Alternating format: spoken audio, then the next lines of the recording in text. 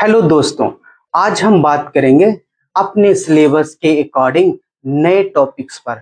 और वो टॉपिक्स है definition and scope of anatomy, physiology and pathophysiology. हम लोग इसमें बात करेंगे एनाटॉमी, फिजियोलॉजी और पैथोफिजियोलॉजी के डिफिनीशंस के बारे में, उसकी परिभाषा के बारे में एंड स्कोप और उसके क्षेत्र के बारे में हम लोग जो है डिटेल से बात करेंगे। तो चलिए सबसे पहले बात करते हैं एनाटॉमी वर्ड के बारे में। ये जो एनाटॉमी वर्ड है वो दो वर्ड से मिलकर बना होता है। जो फर्स्ट वर्ड है एना, जिसका मतलब होता है up, over A part.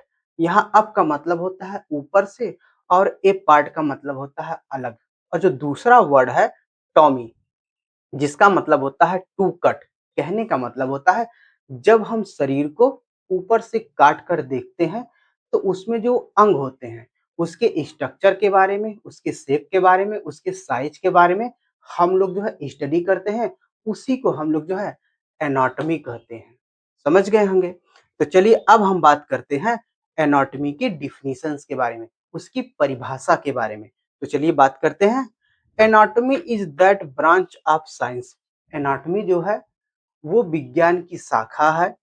Under which we study, इसके अंतर्गत हम लोग जो स्टडी करते हैं, अध्ययन करते हैं the structure, shape, position and the inter relationship of various organ of the human body. मानव शरीर में जो विभिन्न प्रकार के अंग पाए जाते हैं उनकी स्ट्रक्चर, उनकी संरचना के बारे में, उनकी शेप, आकार के बारे में, उनकी पोजीशन यानी उनकी स्थिति के बारे में हम लोग जो है स्टडी करते हैं। उसी को हम लोग जो है एनाटॉमी कहते हैं। अब आप समझ गए होंगे एनाटॉमी की डिफिनीशन। तो अब हम बात करते हैं एनाटॉमी के स्कोप के बारे में, उसके क्षेत्र के बारे में। फर्स्ट अगर क्षेत्र जो है वो है डिस्क्रिप्टिव एनाटॉमी। इसमें हम लोग जो है shape, size, location of body part. Body part यानी बॉडी के जो अंग होते हैं उसके शेप, साइज और लोकेशंस के बारे में हम लोग जो स्टडी करते हैं। यहाँ शेप का मतलब होता है जो बॉडी के जो अंग होते हैं, ऑर्गन होते हैं, वो कैसे हैं, मतलब गोल हैं, चपटे हैं, लंबे हैं, कैसे हैं।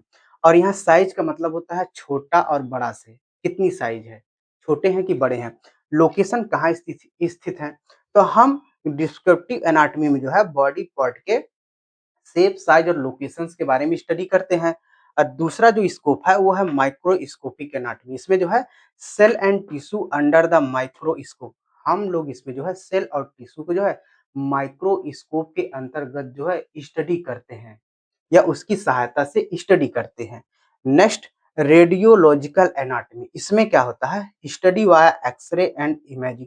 हम इसमें जो है बॉडी के जो ऑर्गन होते हैं उसको हम लोग जो एक्सरे और इमेजिंग यानी चित्र की सहायता से हम लोग इसकी जो है स्टडी करते हैं रेडियोलॉजिकल एनाटॉमी में।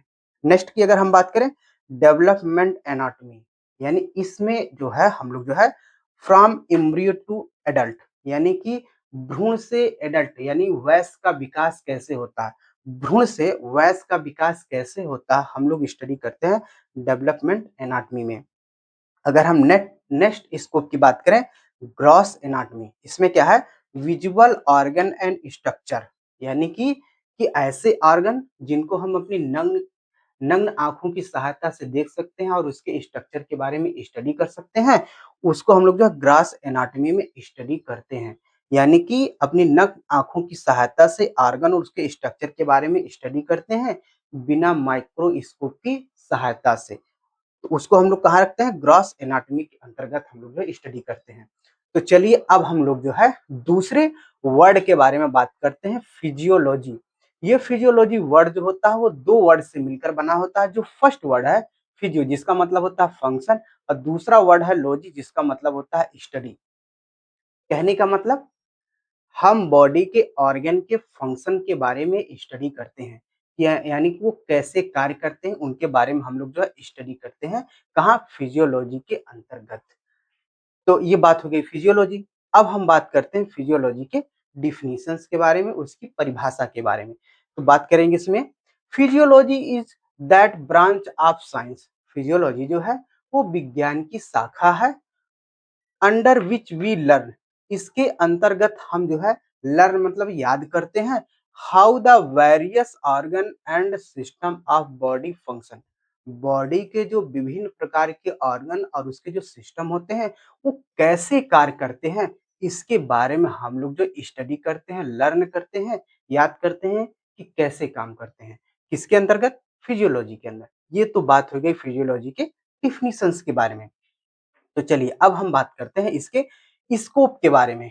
फर्स्ट इसका स्कोप है कार्डियोवैस्कुलर फिजियोलॉजी। इसमें हम लोग जो है हार्ट एंड ब्लड वेसल्स की जो है स्टडी करते हैं। Next neurophysiology. इसमें हम लोग जो है brain, spinal cord and nerve की जो है हम लोग जो है स्टडी करते हैं।